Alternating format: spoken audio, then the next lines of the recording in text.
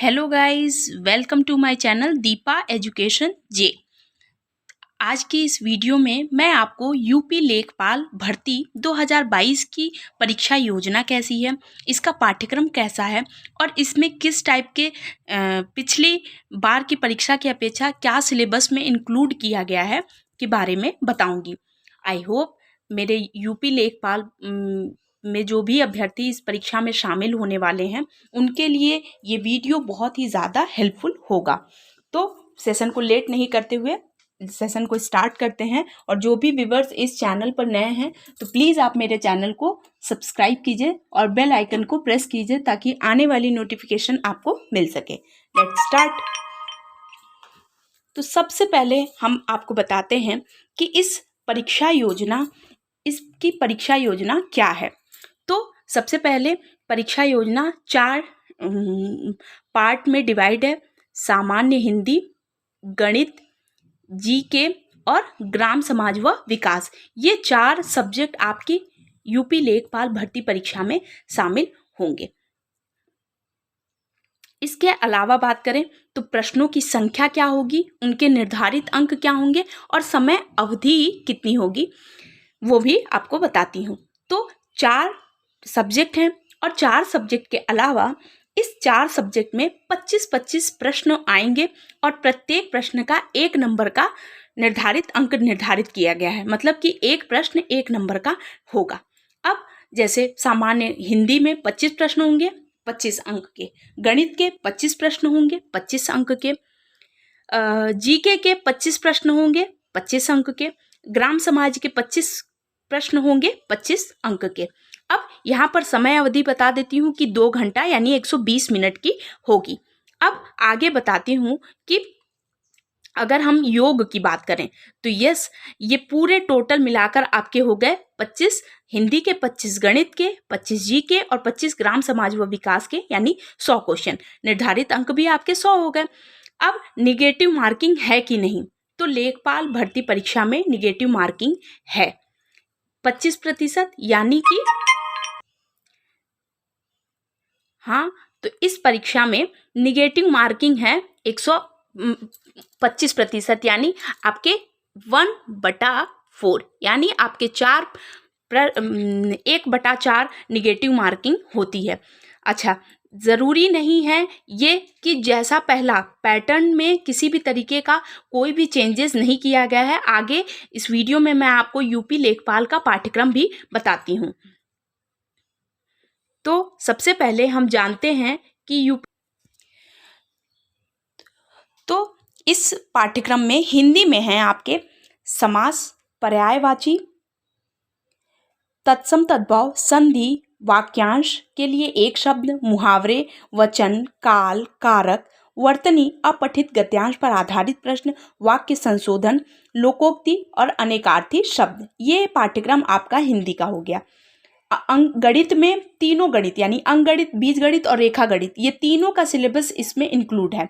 जैसे अब गणित में पढ़ते हैं तो संख्या पद्धति, प्रतिशत, लाभ हानि, सांख्यिकी, आंकड़ों का वर्गीकरण, बारंबारता, बंटन, सारणियन, संचयी बारंबारता, आंकड़ों का निरूपण, दंड चार्ट, पाई चार्ट, आयत चित्र, बारंबारता, बहुलक, केंद्रीय माप, समांतर माध्य, माध्यिका व बहुलक। ये हमारे हो गए आपके अंकगणित के प्रश्न। अब हम बीजगणित की बात करें तो बीजगणित में हो गया एलसीएम, एचसीएफ, युगपत समीकरण, द्विघात समीकरण, गुणनखंड, क्षेत्रफल प्रमेय। रेखा गणित की बात करें तो रेखा गणित में आपके हो गए त्रिभुज, पाइथागोरस प्रमेय, त्रिभुज, आयत, वर्ग समलंब, समानांतर चतुर्भुज, चतुर्भुज के परिमाप तथा क्षेत्रफल, वृत्त की परिधि व क्षेत्रफल।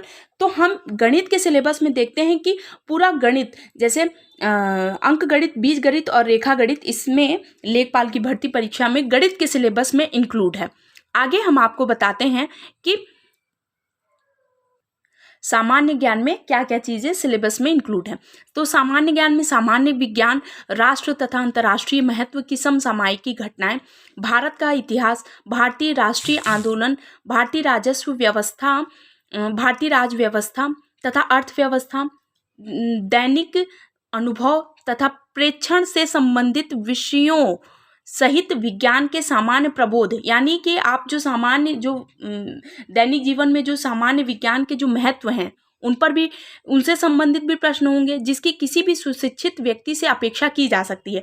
यानी कि या जैसे कि बर्फ़ की एक बॉटल ले लेते हैं जिसमें ठंडा पानी है, पूरा बिल्कुल ठंडा पानी, तो उस जो बॉटल होती है उसमें बाहर की तरफ छोटी छोटी बूंदें दिखाई देती है जिसका हम दैनिक जीवन में देखते हैं। तो इनसे संबंधित प्रश्न भी आपकी इस परीक्षा में शामिल होंगे।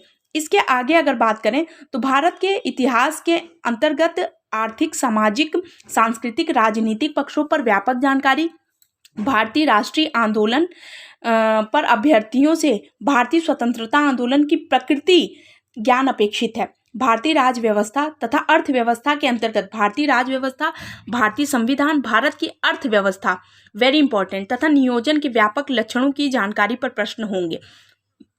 विश्व भूगोल तथा जनसंख्या में केवल विषयों के सामान्य जानकारी की परख होगी। भारत के भूगोल में भौतिक, आर्थिक, सामाजिक, जनांकीय पक्षों पर विशेष बल दिया जाएगा। अभ्यर्थियों से उपरोक्त जानकारी अभिज्ञा विशेषता उत्तर प्रदेश के परिप्रेक्ष्य में अपेक्षित है। कंप्यूटर के बेसिक यहाँ देखिएगा, कंप्यूटर के बेसिक ज्ञान से संबंधित प्रश्न होंगे, यानी आपको कंप्यूटर फंडामेंटल का भी ज्ञान होना चाहिए। आगे मैं आपको बताती हूँ कि इस चौथा जो सिलेबस है और जो सबसे लेखपाल का सबसे अहम पार्ट है वो ये है ग्राम समाज व विकास। अब इस ग्राम समाज और विकास की बात करें तो इससे संबंधित आपके क्वेश्चन होंगे कि इसके संदर्भ में ग्राम विकास कार्यक्रम, ग्राम विकास योजनाएं, प्रबंधन, शोध प्रणालियां, ग्रामीण स्वास्थ्य योजनाएं, ग्रामीण सामाजिक विकास, ग्राम विकास, भूमि सुधार, त्रिस्तरीय पंचायती राज व्यवस्था, केंद्र व राज्य सरकार की ग्राम विकास से संबंधित योजना, ये योजनाएं जो हैं जो हमारे केंद्र में स्टार्ट की गई हैं, जो राज्य में स्टार्ट की गई, वो सारी योजनाएं इस एग्ज़ाम का बहुत ही महत्वपूर्ण हिस्सा होने वाली हैं।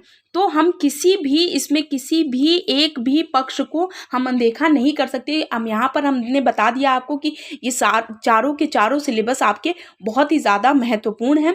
आगे मैं आपको बताती हूँ कि ग्राम समाज और विकास की बात करें तो इसमें हमारे जितने भी क्वेश्चन हैं वो सब बहुत ही ज़्यादा महत्वपूर्ण हैं और इनसे हमारे क्वेश्चन आते हैं। इसके अलावा आपके जितने भी सिलेबस में हैं, तो ये देखिए आप जैसे सामान्य ज्ञान का सिलेबस देखिए तो इसमें देखते हैं हम कि सामान्य विज्ञान के सिलेबस में किसी भी, जैसे आप देखिए भारत के इतिहास के अंतर्गत आर्थिक, सामाजिक, सांस्कृतिक, राजनीतिक पक्ष, यानी किसी भी पक्ष को सिलेबस में ऐसा नहीं किया गया है कि छोड़ा गया है। तो लगभग आपको सारी चीज़ें पढ़नी पड़ेंगी और एग्ज़ाम के लिए बहुत ही अच्छे तरीके से तैयारी करनी पड़ेगी। तो मेरे इस चैनल में आपको हैंड रिटन नोट्स मिलेंगी जो आपके यूपी लेखपाल भर्ती परीक्षा के लिए भी बहुत ही ज़्यादा महत्वपूर्ण होंगी। आई होप आपको जिस तरीके से मैंने ये सिलेबस और ये पाठ योजना आपको बताया है वैसे ही इससे संबंधित वीडियोस भी आपको मैं बताऊंगी। तो अगर आप मेरे चैनल पर नए हैं तो प्लीज़ मेरे चैनल को लाइक कीजिए, सब्सक्राइब कीजिए, शेयर कीजिए और बेल आइकन को प्रेस कीजिए ताकि आने वाली नोटिफिकेशन आपको मिल सके। Thank you.